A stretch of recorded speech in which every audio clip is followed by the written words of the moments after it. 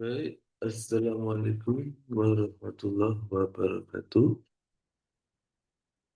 Eh, karena ini masih dalam suasana Syawal ya, atau masih bulan eh, Ramadan, salah, maksudnya adalah selesai bulan Ramadan ya, sehingga sekarang bulan Syawal.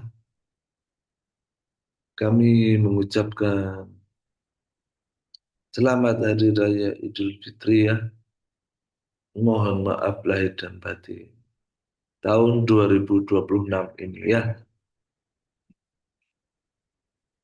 Barangkali saya ada salah ya di kelas, ya, maupun di luar kelas, baik yang disengaja maupun tidak, saya mohon maaf sebesar-besarnya. Ya,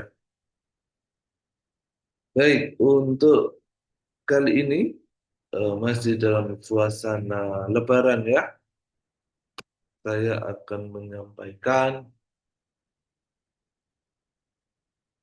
materi-materi yang memang harusnya dilaksanakan hari ini ya. Namun karena masih work from anywhere, maka saya beri recordnya ya. Semoga nanti bisa dipelajari sendiri. Ya, jadi sesuai dengan modul, setelah kita membahas tentang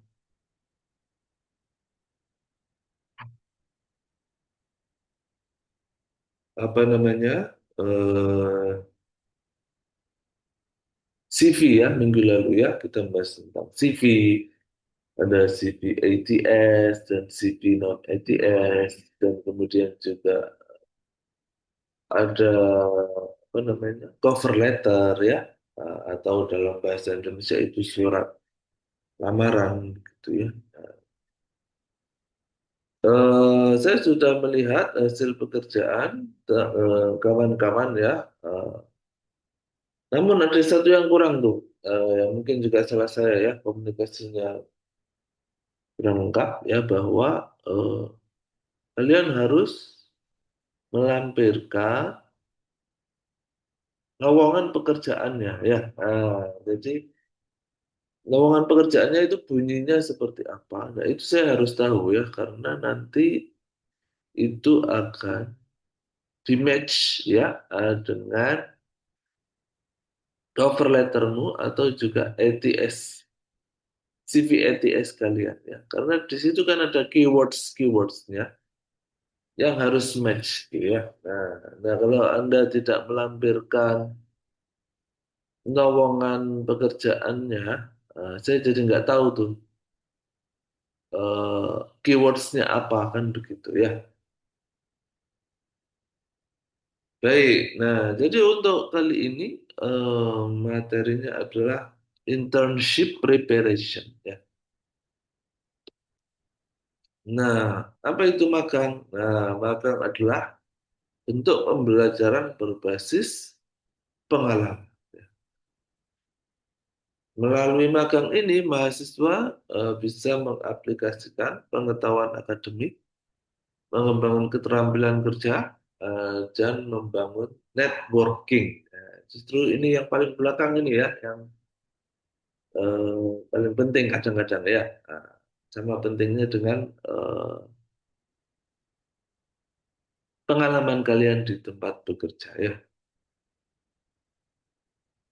Tujuan utamanya adalah memberikan pengalaman kerja nyata, kemudian mengembangkan keterampilan baik hard skill maupun soft skill ya.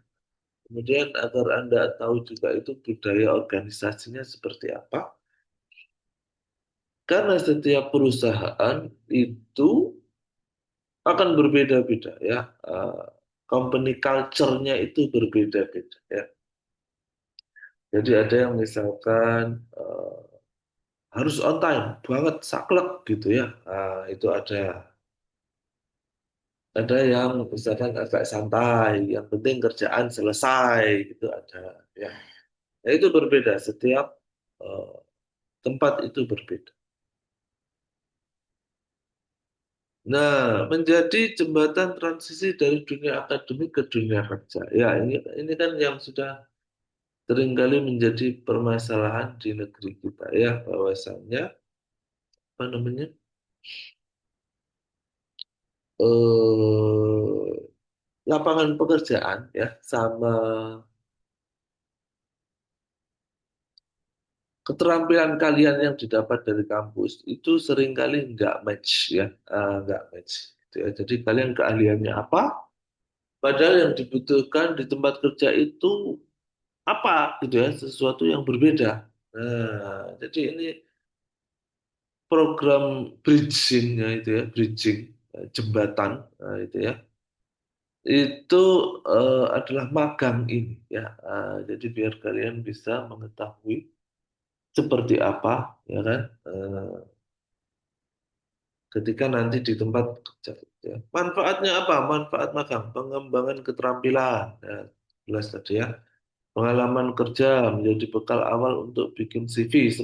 Sebetulnya semakin banyak pengalaman magangmu atau pengalaman organisasimu akan semakin bagus di CV ya. Walaupun mungkin yang di ini ya, maksudnya yang secara formal dari kampus itu kan magang itu hanya satu kali ya.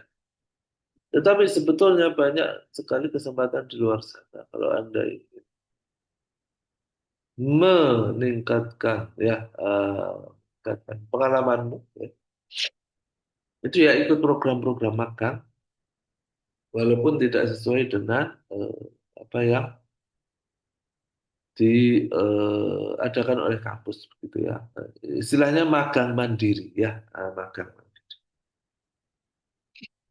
Kemudian eksplorasi karir. Nah, maksudnya apa itu? Maksudnya adalah jangan-jangan kalian selama ini membayangkan bekerja di bidang DKP itu begini gitu ya. Ternyata kenyataannya nanti di tempat bekerja kok nggak seperti yang saya bayangkan ya. Nah, itu tahunya adalah setelah Anda mengikuti magang kan begitu ya. Kalau belum ikut magang nggak tahu. Kemudian networking ini ya, jejaring profesional. Jadi dalam banyak kasus seperti yang sudah pernah saya ceritakan, kakak-kakak Anda yang senior itu atau nggak usah jauh-jauh lah, anak DPA saya gitu ya, itu selalu saya pesankan bahwa ketika kalian magang, itu ya sekali dayung, dua tiga pulau terlampau. Ya, artinya Anda harus membangun komunikasi yang baik dengan tempat Anda magang, sehingga ya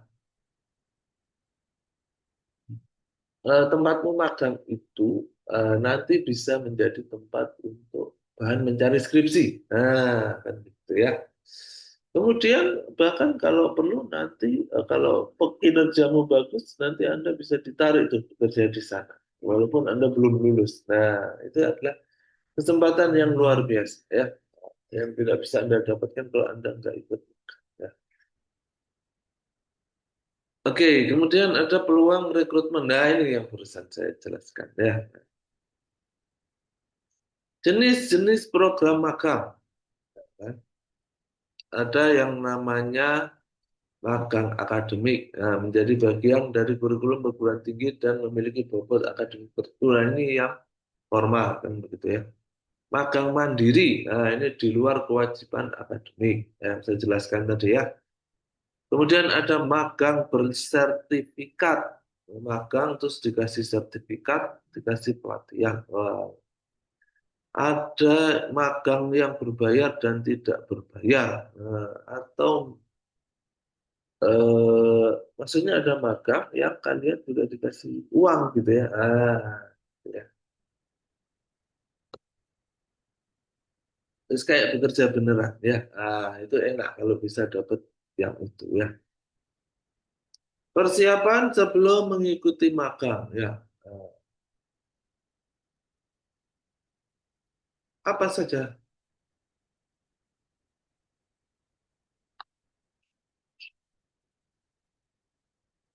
Persiapan administratif, menyusun CV dan cover letter, menyiapkan transkrip nilai.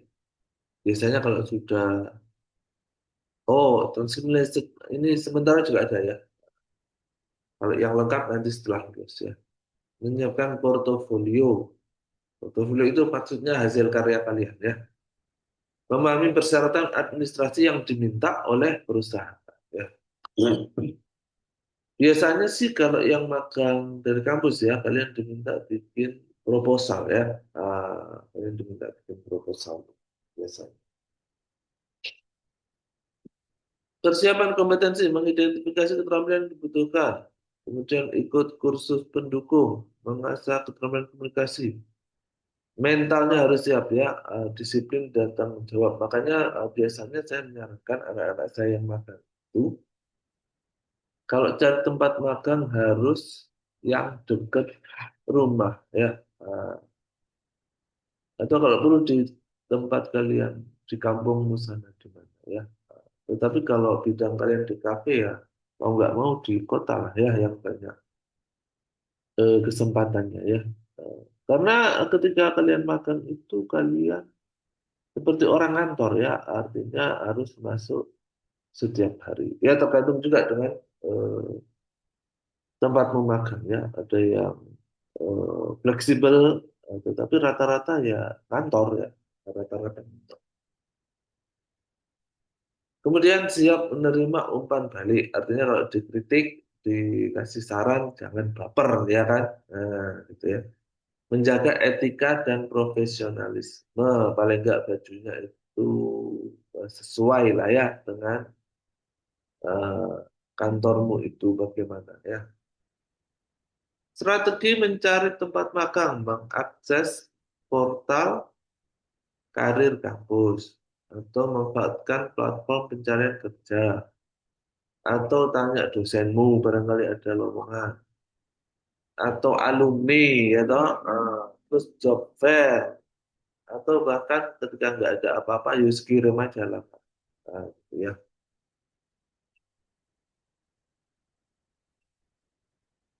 Etikanya bagaimana? Etikanya adalah datang tepat waktu, kemudian berpakaian sesuai budaya perusahaan. Nah ini kan beda-beda ya. Ada yang misalkan, oh harus pakai jas. Ada yang misalkan, oh nggak apa-apa pakai kaos. Ada yang, oh boleh nggak apa-apa pakai sandal jepit misalkan ya. Ya harus disesuaikan dengan perusahaan. Komunikasinya harus sopan dan jelas. Sekali lagi saya mengingatkan kepada teman-teman ya bahwa kalian harus ya menghargai setiap orang ya. Ini yang agak susah ya. Setiap ya. Jangan hanya menghargai orang yang kelihatannya oh kayaknya ini bosnya. Gitu ya. Yang lain nggak kamu hargai itu salah pakai banget ya. Jadi salah banget. Harus latihan menghargai orang lain siapapun dia ya. Kenapa? Itu nanti sangat berpengaruh terhadap karir Anda ya. Karena Anda tidak pernah tahu dari mana rezekimu datang ya. Belum tentu rezekimu itu datang dari bosmu ya. Bisa dari orang lain. Menjaga kerahasiaan data perusahaan. Nah, ini juga penting ya. Biasanya nanti ini ketika kalian bikin skripsi ya. Kalau kalian punya komunikasi yang baik, kalian bisa minta izin ke perusahaan tempat magang, boleh tidak nanti ketika saya bikin skripsi minta data di sini. Nah, gitu ya. Itu penting sekali ya, karena kalau kalian tidak punya dalam tanda petik orang dalam seperti ini ya, eh, mencari data untuk skripsi itu nggak gampang ya. Kalian harus bikin surat izin, kemudian minta surat apa namanya, yaitu tadi ya surat izin riset dari kampus. Ya, itu juga nggak bisa sehari jadi ya. Harus ada step-stepnya. Nah, itu kadang agak ribet ya. Dan kalau kalian nggak punya orang dalam, nggak bisa ditolak mentah-mentah ya. Misalkan, oh maaf tidak bisa ini data rahasia perusahaan. Nah, kalau Anda sudah punya link, itu sudah 50%. berhasil itu ya. Menunjukkan inisiatif dan kemauan belajar ya. Kalau bisa ya, kalau bisa itu jangan menunggu disuruh ya, tetapi berinisiatif. Ada yang bisa saya bantu lagi Pak? Nah, gitu ya. Kan kalian tujuannya belajar ya. Jadi inisiatifnya harus ada. Oke, yang ini tugas-tugas saja.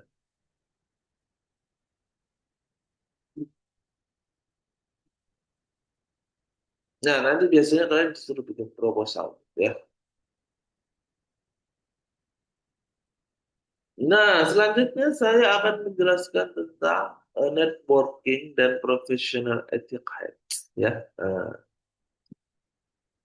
Jadi banyak mahasiswa, bagi banyak mahasiswa, networking itu sering terdengar asing atau kaku atau bahkan menimbulkan ketidaknyamanan ya.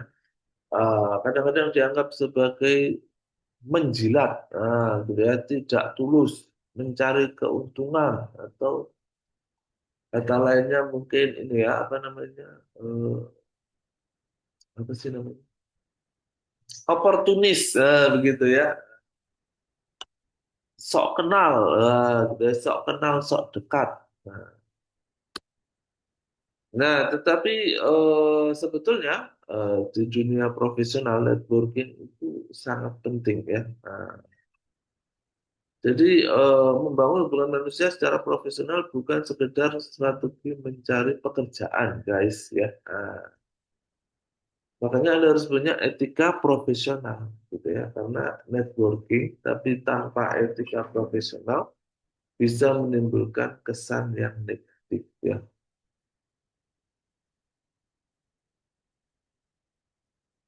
Nah, jadi dalam dunia kerja modern, keberhasilan karir tidak hanya ditentukan oleh kemampuan teknis ya, tetapi juga kemampuan membangun relasi, ya, toh? Kemudian menunjukkan sikap profesional. Banyak peluang kerja, magang, atau pengembangan karir diperoleh itu justru dari jejaring, ya, dari network, ya.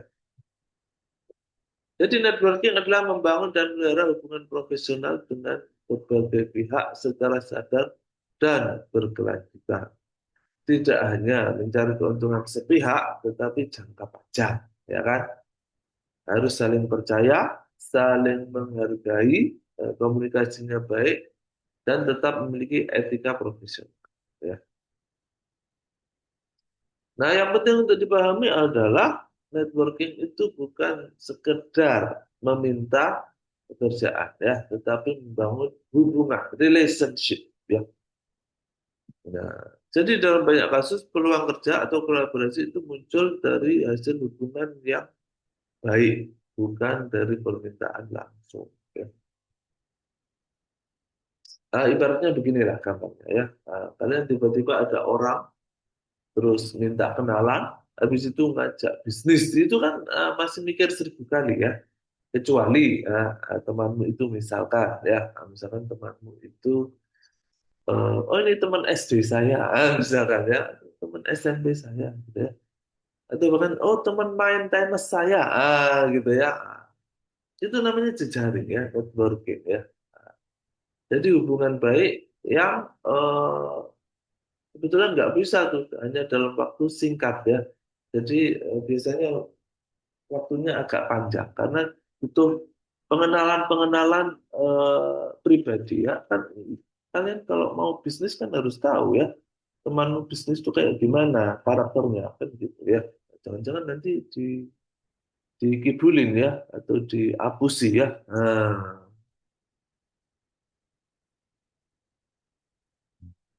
mahasiswa menghadapi dilema, ingin bangun relasi takut dinilai tidak kompeten. Nah, ingin bertanya takut mengganggu, ingin dikenal takut terlihat ambisius. Nah, inilah pentingnya ya Anda itu punya pengalaman organisasi ya. Terus nggak usah susah-susah lah ya, paling gampang ikut himpunan mahasiswa saja lah ya. Nah, kenapa itu penting ya? Karena di situ kalian tuh belajar ya, belajar berjejaring dengan sesamamu ya, seangkatan misalkan. Nanti juga belajar berjejaring dengan kakak tingkat misalkan ya. Gitu ya. Habis itu kalian belajar berjejaring dengan dosen, karena biasanya kan melibatkan dosen tuh, ya. Nah, di situ kalian belajar tuh gimana caranya menyesuaikan diri ya, biar tidak dinilai tidak kompeten, ya toh.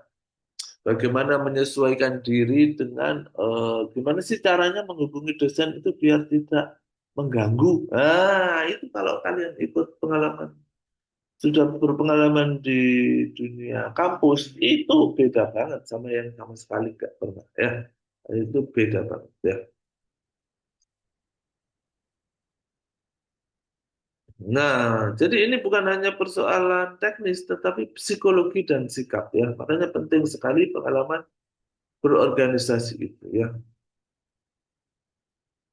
Manfaat networking, mendapat informasi peluang, ya kan?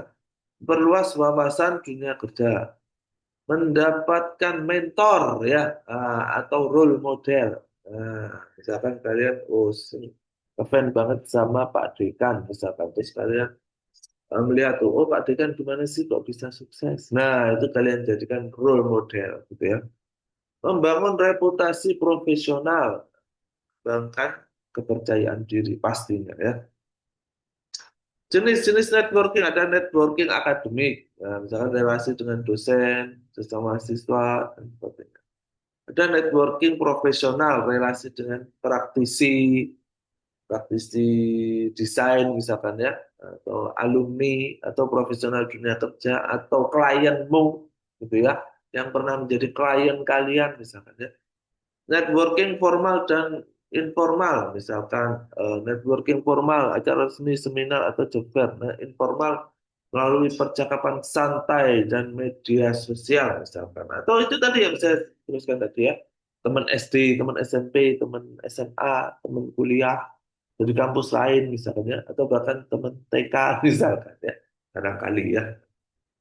Bagaimana strategi membangun networking yang efektif, proaktif dan terbuka ya. Jangan tertutup orangnya ya. Maksudnya itu kalau diajak ngobrol enak. Orang kan senang ya kalau orang diajak ngobrol enak ya, nggak tertutup ya. Kemudian bisa memperkenalkan diri secara singkat dan jelas. Menjaga komunikasi berkelanjutan, memberikan nilai tambah. Maksudnya ya namanya manusia itu pasti seringkali berpikir, ini kalau saya kenal sama dia, saya dapat apa ya? Misalkan, paling enggak kamu bisa memberikan senyuman ya, paling enggak ya. Ya, kadang perlu begitu ya. Kemudian manfaatkan platform profesional. Eh,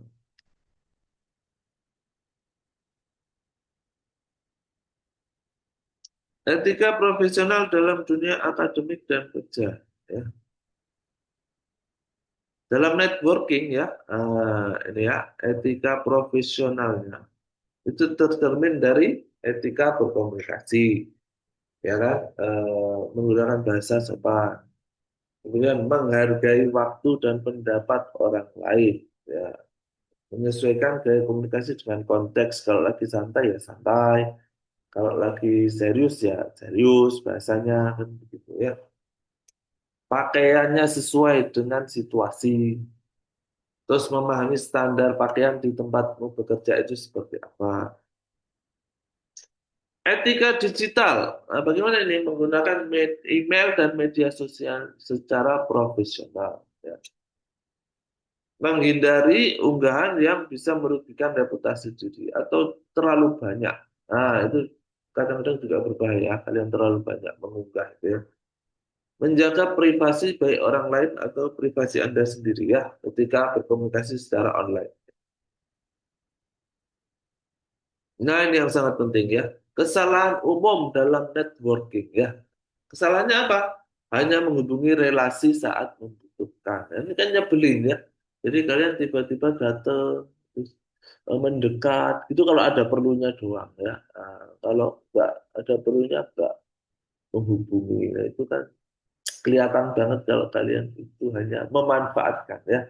Kan orang terasa ya, orang itu kan bisa merasakan ya. Kalau kalian dimanfaatin orang lain itu kan bisa merasakan ya. Kemudian terlalu informal itu juga nggak pas ya, misalkan padahal hubungannya misalkan hubungan bisnis, terus kalian menganggap sebagai teman terlalu dekat, itu juga nggak pas ya. Terus kurang menjaga etika komunikasi digital, misalkan postinganmu pakai bahasa-bahasa kasar, nah itu juga nggak bagus. Tidak menindaklanjuti meeting atau percakapan ya, misalkan tadinya pertemuannya online, harusnya kan ada offline-nya sambil ngopi bareng gitu misalkan ya. Nah, kalian tidak menindaklanjuti ya, jadi hilang kesempatannya. Pak, gimana tuh yang proyek minggu lalu? Waduh, Mas, ini Anda nggak menghubungi saya sih, Mas ya.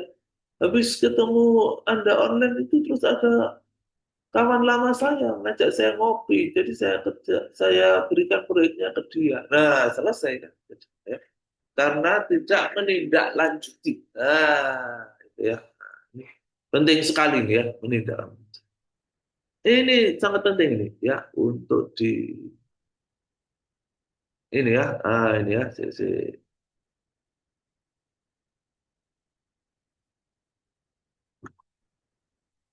Nah, ini ya, ini sangat penting ya untuk dicamkan ya. Gitu.